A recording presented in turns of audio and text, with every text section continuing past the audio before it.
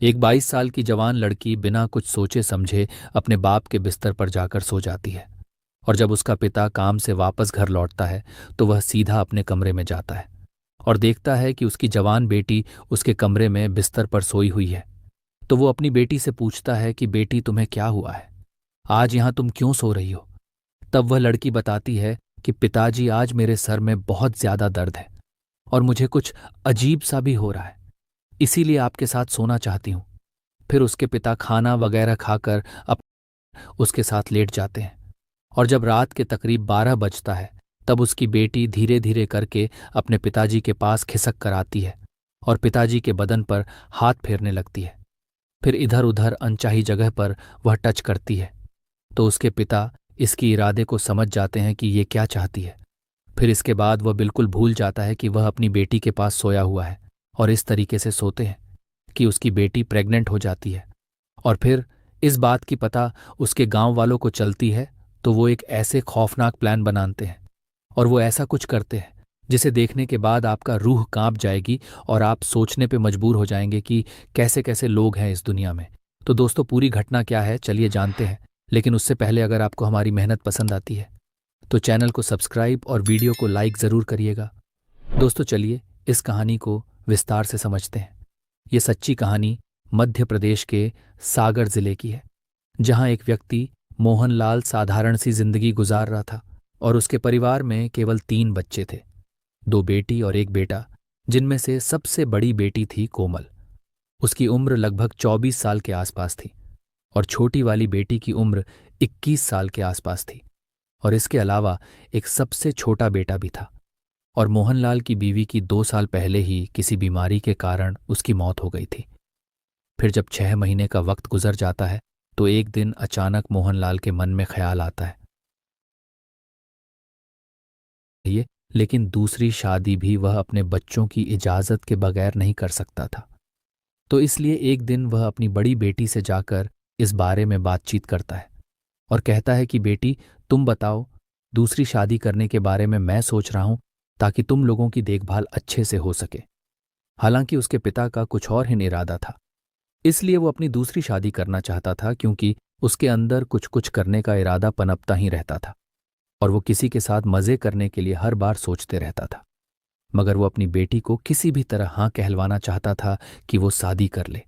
लेकिन उसकी बेटी ना कह देती है और शादी करने से मना कर देती है। फिर इसके पिता बिना कुछ बोले अपने रूम में आकर बैठ जाते हैं और कुछ सोचते हैं कि आखिर अपने अंदर की जोश को कैसे बुझाऊं, कैसे इसे शांत करूं। तो उनके मन में एक ख्याल आता है कि मैं अपनी पड़ोसन मालती को ही पटा लूं, क्योंकि उसका पति हमेशा बाहर ही रहता है और बेटा शहर में रहकर पढ़ाई करता है, जिससे मुझे काफी दावबाजी मिलेगा। फिर वो अपनी पड़ोसन मालती को पटाने के लिए नए नए कपड़े पहनकर जैसे ही बाहर निकलता है तो उसकी बेटी कहती है कि पिताजी, क्या बात है, आज आप बड़े नए नए कपड़े पहने हैं। तो उसके पिता कहते हैं कि कुछ नहीं, आज मुझे मन किया था इसलिए पहना हूं। तो उसकी बेटी कहती है कि आज आप काफ़ी स्मार्ट दिख रहे हैं। फिर उसके पिता उसकी बात सुनकर हंसते हैं और उस पड़ोसन मालती के घर जाते हैं। हालांकि उसकी पड़ोसन मालती काफ़ी सुंदर दिखती थी। फिर मोहनलाल जैसे ही पड़ोसन मालती के घर जाते हैं तो मालती कहती है कि क्या बात है मोहनलाल, काफ़ी स्मार्ट दिख रहे हो यहाँ पर, इस वक्त मुझसे कोई काम है क्या? तो मोहन बोलता कि आपसे स्मार्ट थोड़े ही हूं, आज आपसे मिलने का मन किया इसलिए आपके पास चला आया। फिर वो दोनों मिलकर हंसी मजाक करते कुछ देर के बाद मोहनलाल अपने घर वापस चला गया। इसी तरह रोज मोहनलाल अपने घर से उसके घर चला जाता और दोनों बैठकर घंटों बातें करते थे। इसी तरह उनकी बात अब काफी आगे तक बढ़ गई थी।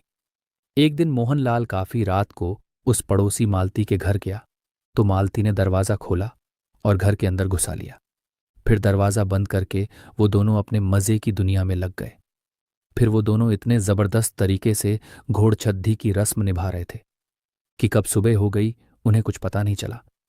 फिर मोहनलाल उस घर से अपने घर जाता है तो देखता कि अभी सब सो रहे थे, इसलिए वो पकड़े जाने से बच जाता है और जाकर बिस्तर पे सो जाता है। फिर जब सुबह होती है तो उसकी पड़ोसन इसको देखकर हंस रही थी, ये भी हंस रहा था, क्योंकि कि रात में जो पुआ पका था इस वजह से वो दोनों हंस रहे थे। फिर इसी तरह मोहन लाला रोज रात को पड़ोसन के घर जाता और अपनी आग बुझाता। एक दिन मोहनलाल अपनी पड़ोसन के घर जाता है तो उसकी बड्ढी बेटी उसको जाते हुए देख लेती है और उसके पीछे पीछे जाने लगती है तो देखती है कि उसके पड़ोसन मालती के घर में उसके पिता क्यों घुस रहे हैं। ये इधर ही छुपकर देखती है कि उसके पिता घर में घुसकर दरवाज़ा बंद कर देते हैं। ये कुछ सोच ही रही थी, तभी कमरे के अंदर से निकला शुरू हो गई। फिर ये लड्ढ की जैसे जैसे आगे बढ़ रही थी वैसे वैसे आवाज़ साफ साफ सुनाई दे रही थी। ये समझ नहीं पा रही थी कि आखिर हो क्या रहा है। तभी बाहर की खिड़की से झांक कर देखती है तो इसके पैरों तले जमीन खिसक गई। फिर वो दृश्य देखकर उसके भी मन में कुछ हलचल चलने लगे और उसको देखने में काफी मजा भी आने लगा था। वो तब तक देखती रही जब तक कि अंदर का काम खत्म नहीं हो गया। फिर शो खत्म होने के बाद फिर उसकी बेटी वापस अपने घर चली गई और जब सुबह हुआ तो अपने पिता को देखती और मन में सोचती कि यही मेरे पिता है जो रात में पड़ोसन के साथ गुल्ली डांटा खेलने के लिए जाते हैं। इसी तरह उसकी बेटी भी रोज रात को अपने पिता और पड़ोसन के नागिन डांस देखकर आती जाती थी। अब इसको भी देख देख कर भूत सवार हो चुका था। इसके भी मन में नागिन